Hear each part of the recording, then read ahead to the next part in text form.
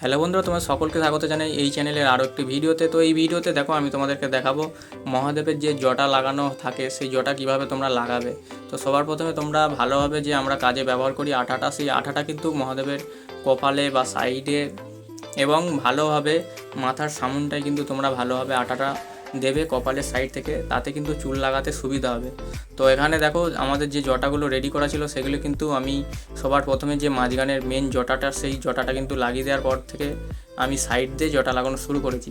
Side থেকে জটা লাগালে তোমাদের যে মাপজোকের ব্যাপার থাকে সেই মাপজোকের ব্যাপারটা কিন্তু মিল হয়ে যায়।